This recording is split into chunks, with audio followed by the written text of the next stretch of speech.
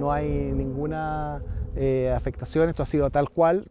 No, esto está así tal cual desde tiempos milenarios, digamos.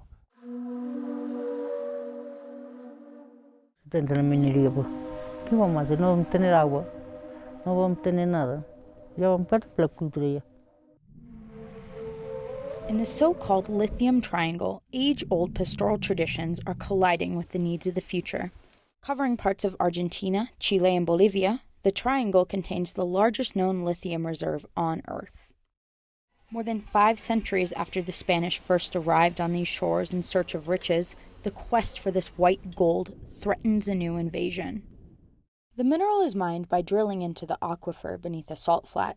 As briny water is removed, fresh groundwater is drawn in, mixing with the salt water. Salt from the evaporation ponds and leftover salt piles can also seep into the aquifer. Fresh water is also used during the refining process. Irene Flores de Cayata's town is one of many located near 2 giant salt flats, or salares.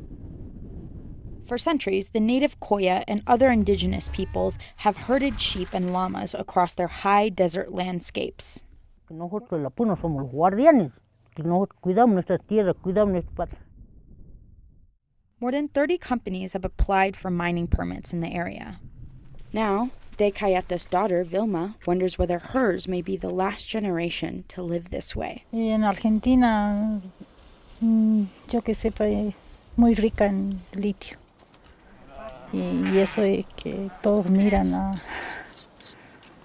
a nuestro país, ahora más que todo en el norte. This region is so rich in resources, rare earth minerals, lithium. The Lithium Triangle is in this region. There are a lot of things that this region has to offer. But to De Cayata's people, this place is more than just a collection of minerals. Y nosotros estamos resistiendo en ese sentido, que es muy importante para nosotros el agua. More than important, it's sacred to native cultures like theirs. When lawmakers adopted their new local constitution that would make it easier for the mining companies, thousands of indigenous people marched on the Capitol. Ahora quiere vender el litio en nombre de la energía limpia, pero a costa de contaminar las salinas, destruir la Puna, los valles, Jujuy y envenenar a nuestros pueblos. But the old ways are difficult. Indigenous communities have some say in the process permitting mines to work here. And there are those, like 30-year-old Elizabeth Mamani, who embrace the economic opportunities that mining can bring. Y hoy cambió un montón nuestra vida porque antes no teníamos ni para comer cuando vivíamos en el campo. Entonces hoy en día ya estoy terminando mi casa, tengo un emprendimiento de las camionetas.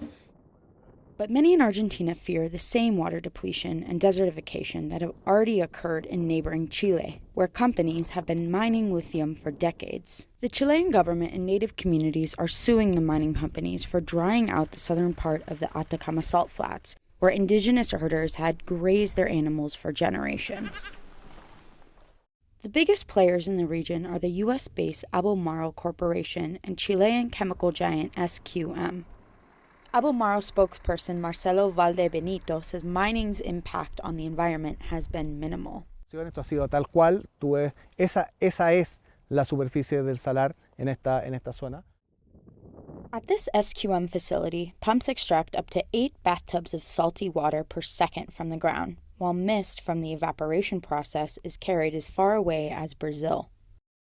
The resulting lithium deposits will help power the batteries used by Tesla and other corporations, promising to help stave off climate change. Yo creo que vivimos una crisis en la cual tenemos una advertencia grande, pero también tenemos soluciones y el litio representa una de las soluciones necesarias y fundamentales para electrificar el transporte.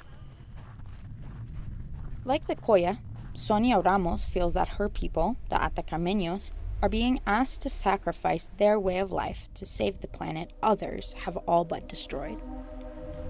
Quizás cuando ya no estemos, el territorio va a ser totalmente conquistado. Ya habremos existido como otras culturas nada más que desaparecieron del planeta. Quizás somos las últimas voces. que van quedando en el desierto y eso duele mucho.